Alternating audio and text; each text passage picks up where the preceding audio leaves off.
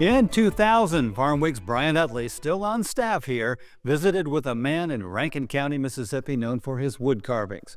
George Berry passed away in 2014, but his work was well known. Here's that story again with an intro by former Farmweek anchor Leighton Spann. There are many different methods people use in order to relax. For some, it may be reading a book or going on a long walk. A man from Rankin County has a special method he uses. It's wood carving. George Berry has been relaxing now for more than 50 years, carving out animals that are commonly seen in Mississippi. And he does it all with a pocket knife. Farmweek's Brian Utley tells us more.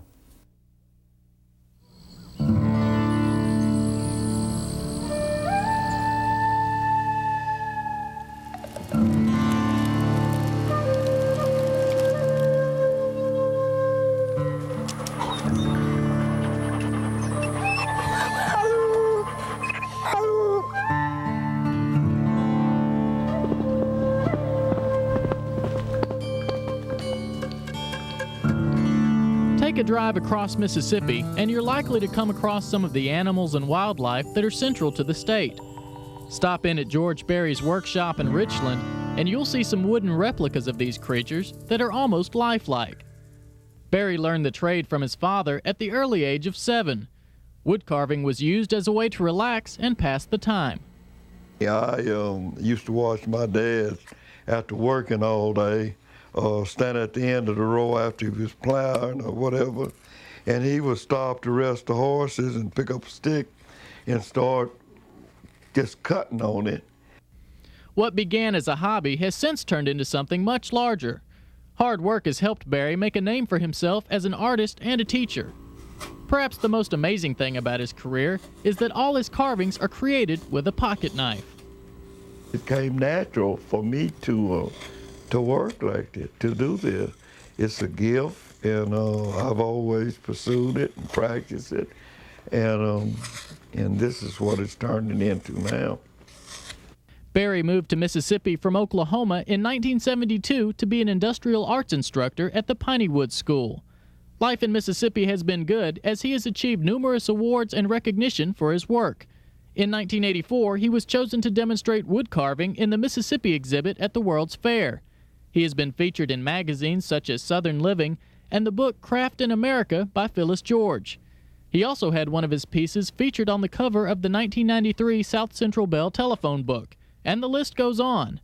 The thing that sets Berry apart from other wood carvers is the fact that he doesn't use expensive machines for his work. He uses his hands. This is a distinction that he stresses. I want him to know that I do it all by hand. I do it the old-fashioned way. That's done by the machine, that's there, and this is mine. And to me, the difference in doing that is, let me put it this way. If I go out here and dig a hole with a shovel, and you go out here and take a bulldozer, there's a lot of difference between that and this thing.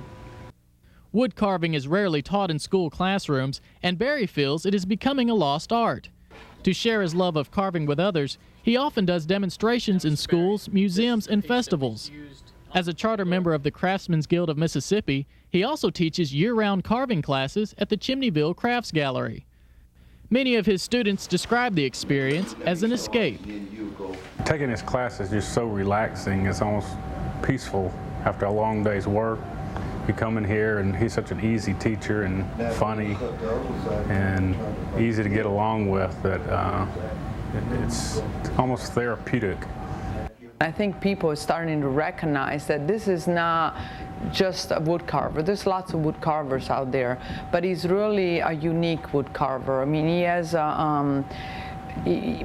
this ease about him that makes him look like he could do it with his eyes closed and still come out with a wonderful piece. Establishing a connection with people is what Berry strives for in his work. He wants them to see how good carving is for the soul. This makes me care about myself, and I'm hoping that this will rub off on other people, that no matter whether they are carving, drawing, or whatever it is, that they will feel good about it themselves, good enough to care about themselves. George Berry says he realizes that God has given him a special talent, and he doesn't take it for granted. If I don't do the things that he gave me to do and the things that he blessed me to do, then I'm going to eventually lose it. So I made the decision to do what he gave me to do, and I feel, and he blessed me, Sam.